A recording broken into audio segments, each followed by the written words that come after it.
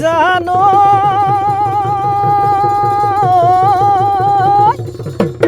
বিহুতি নামেৰে তিনিটি আখৰে কোনেনো লিখিলে শিলত ঘনেও নধৰে মামৰেও নধৰে আমাৰ অসমীয়া সমাজৰ মাজত। আপোনালোকে জানে বিহুলৈ মাজত মাথো কেইটামান দিন বাকী আছে আৰু বিহু অহাৰ প্ৰাকক্ষণতে অসমৰ বিভিন্ন প্ৰান্তত বিহুৰ কৰ্মশালা হোৱা দেখিবলৈ পোৱা গৈছে। আজি আমি ঠিক তেনেদৰে এখন গাঁৱলৈ আহিছোঁ। সেই গাঁওখনতো ইতিমধ্যে আপোনালোকে স্বতঃস্ফূৰ্তভাৱে দেখি আছে যি বিহুৰ কৰ্মশালা, এই বিহুৰ কৰ্মশালা ইয়াত হৈ আছে। কণ কণ মাইনাসকল ওলাই আহিছে, লগতে যিসকল উঠি অহা যুৱতীসকলেও ইয়াত আচলতে খুব ধুনীয়াকৈ অংশগ্ৰহণ কৰা দেখিবলৈ পোৱা গৈছে। আৰু এই ক্ষেত্ৰত মুখ্য প্ৰশিক্ষক হিচাপে আছে কুশল কাঞ্চন আৰু ঢোল প্ৰশিক্ষক হিচাপে আছে নাৰায়ণ তামুলী। আৰু ঠিক সেইদৰে সহযোগী অভিজিত সোণোৱাল, গায়ত্ৰী সোণোৱাল। আমি ইতিমধ্যে আপোনালোকক দেখুৱাই আছোঁ যি বিহু নাচৰ প্ৰকৃত ভংগীমা, সেই প্ৰকৃত ভংগীমাকে দেখিছে। মই কেমেৰা পাৰ্চনক দেখুৱাবলৈ অনুৰোধ জনাইছোঁ কি ধৰণে আচলতে ইয়াত আজি যি কৰ্মশালা, এই কৰ্মশালা দি থকা হৈছে। চাওক,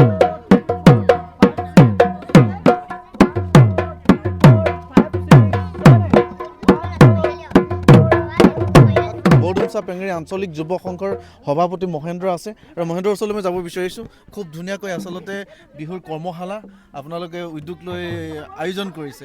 ক'ত আয়োজন কৰিছে, কিমান দিনীয়াকৈ আয়োজন কৰিছে, আমি অকণমান আপোনাক বৰডুমচা লাইভৰ দৰ্শকসকলক জনাব বিচাৰিছোঁ। জনালোঁ হয়, আজি আমি তালপথাৰ অগ্ৰণী যুৱ সংঘত আমি আজি শুভাৰম্ভ কৰিলোঁ আৰু যোৱাকালি আমি পেঙেৰী বৰডুমচা আঞ্চলিক যুৱ সংঘই আমি টেকেৰী মধ্য ইংৰাজী বিদ্যালয় খেলপথাৰত আৰম্ভ কৰিছিলোঁ।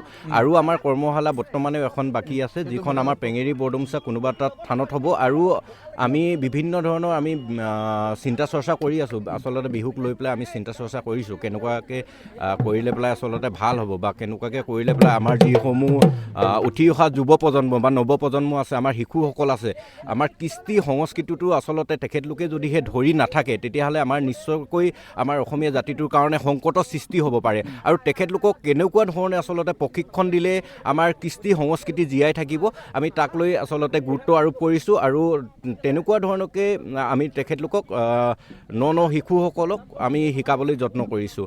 ইতিমধ্যে সভাপতি ডাঙৰীয়াই কৈছে যে কি প্ৰকৃততে আমাৰ কৃষ্টি সংস্কৃতি জীয়াই থাকিবলৈ হ'লে এই ধৰণৰ পদক্ষেপ ল'ব লাগিব আৰু প্ৰকৃত যি নাচৰ ভংগীমা সেয়া দিব লাগিব।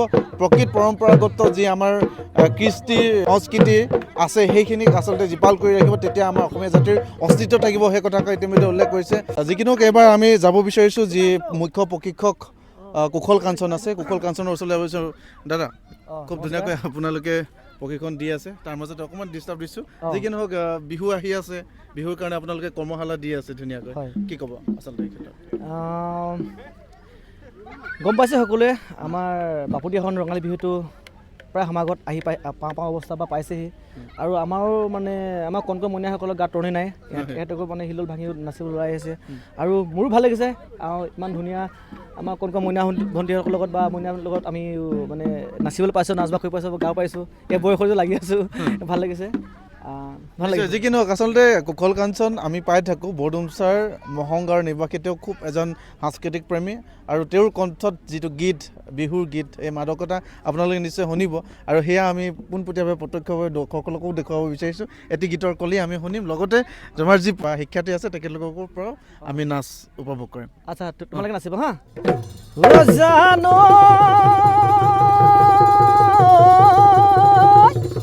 ওচৰতে গয়ে গয়ে অ বহাগে পালেহি ঐ ফুলিলে ভেবেলি লতা ঐ আমাৰে নাচনী অ হাজি কাশি আহিছে ঐ বিহুৰ ঢোলৰ মাত শুনিবৰ পৰা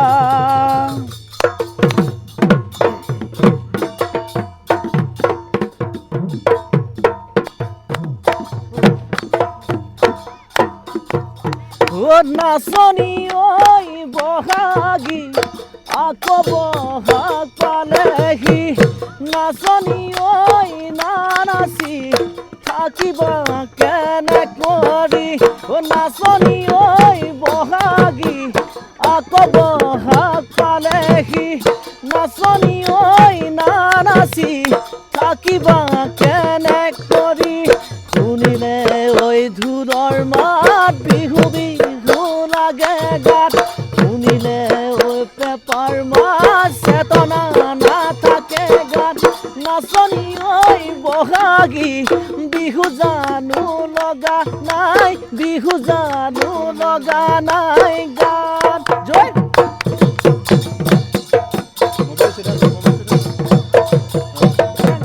নিশ্চয় ইতিমধ্যে আপোনালোকে মুখ্য প্ৰশিক্ষক কুশল কাঞ্চনৰ পৰা গীত শুনিলে আৰু যিসকলে ইয়াত আচলতে শিকি আছে যি প্ৰশিক্ষণ লৈ আছে প্ৰশিক্ষণ লৈ থকাসকলক খুব ধুনীয়াকৈ ওলাই আহি খুব ধুনীয়াকৈ ইয়াত অংশগ্ৰহণ কৰিছে এই অনুষ্ঠানটো আয়োজন কৰা যি ন তালপথাৰ অগণি যুৱক সংঘৰ ইয়াত সহযোগ থকা বুলি জানিব পাৰিছোঁ আৰু এই সহযোগ যিহেতু তেখেতলোকে দিছে সভাপতি মহোদয় আছে মই সভাপতি মহোদয়ৰ ওচৰলৈ যাব বিচাৰিছোঁ প্ৰথমে আপোনাৰ নামটো হয় মোৰ নাম কৃষ্ণকান্ত নেওগ আপোনালোকে আজি কৰ্মশালাত সহযোগিতা আগবঢ়াইছে নহয় জানো নিশ্চিতভাৱে আচলতে কোনে কেনেকৈ আয়োজন কৰিছে অকণমান জনাই দিব নিশ্চিতভাৱে আমি প্ৰথমে ধন্যবাদ জ্ঞাপন কৰিছোঁ পেঙেৰি বৰডুমচা আঞ্চলিক যুৱ সংঘক তেখেতলোকে অসমৰ আচলতে অসমীয়া জাতিৰ প্ৰাণ যি বিহু গতিকে বিহু কৰ্মশালা অনুষ্ঠিত কৰাৰ আমাক কথাটো অৱগত কৰিলে আমি নিশ্চিতভাৱে উৎফুল্লিত হ'লোঁ আৰু আমি বিহু কৰ্মশালা অনুষ্ঠিত কৰিবৰ বাবে এই স্থানত আমি তেখেতসকলক সহযোগিতা আগবঢ়ালোঁ গতিকে আমাৰ যথেষ্ট প্ৰশিক্ষাৰ্থী আহিছে আমাৰ এই কাৰ্যসূচীত অংশগ্ৰহণ কৰিবৰ বাবে তেখেতসকলক আমি ধন্যবাদ জ্ঞাপন কৰিছোঁ আজিৰ শুভাৰম্ভণি আজিৰ পৰা আমাৰ 10 দিন এই কাৰ্যসূচী চলিব কৰ্মশালা চলিব গতিকে 10 দিনত এতিয়াও আমি যিসকল ছাত্ৰ ছাত্ৰী আছে বা যিসকলে বিহু শিকিব বিচাৰে বা সুতুলি বা গগনা বা ঢোল গোটেইখিনি আমি সাঙুৰি পেলাই এই কৰ্মশালাত অনুষ্ঠিত কৰিছোঁ গতিকে ইচ্ছুকসকলে বা অভিভাৱকসকলে এই কথাটো গুৰুত্ব বুজি তেখেতসকলৰ ছাত্ৰ ছাত্ৰীসকলক বা ল'ৰা ছোৱালীবিলাকক আমাৰ এই অনুষ্ঠানত অংশগ্ৰহণ কৰাবৰ বাবে আমি আহ্বান জনাইছোঁ যিহেতুকে আমাৰ বিহু বিভিন্ন ক্ষেত্ৰত দেখা যায় যে বিজতৰীয়া হ'বলৈ গৈ আছে গতিকে এটা সঠিক ৰূপত যাতে আমাৰ সংস্কৃতি কৃষ্টি জীয়াই থাকে তাৰ প্ৰতি যি উল্লেখনীয় পদক্ষেপ গ্ৰহণ কৰিছে পেঙেৰি বৰডুমচা আঞ্চলিক যুৱ সংঘই তেখেতলোকক আমি ধন্যবাদ জনাইছোঁ আৰু আমি সহযোগিতা আগবঢ়াইছোঁ ধন্যবাদ নিশ্চয় ধন্যবাদ বিহুত যিহেতু অপসংস্কৃতিয়ে গ্ৰাস কৰিছে সেই কথা তেখেতলোকে উল্লেখ কৰিছে আৰু এই অপসংস্কৃতিক দূৰ কৰি বিহুৰ যিটো প্ৰকৃত মাদকতা বিহুৰ যিটো নাচৰ ভংগীমা বিহুৰ যিটো কৃষ্টি সেয়া অটুট ৰখাৰ স্বাৰ্থত তেখেতলোকে এই ক্ষেত্ৰত সহযোগিতা আগবঢ়াৰ কথা ইতিমধ্যে উল্লেখ কৰিছে তালপথাৰৰ পৰা যিটো প্ৰতিবেদন আপোনালোকে আগবঢ়াইছোঁ আমি ইমানতে সামৰণি মাৰিছোঁ ধন্যবাদ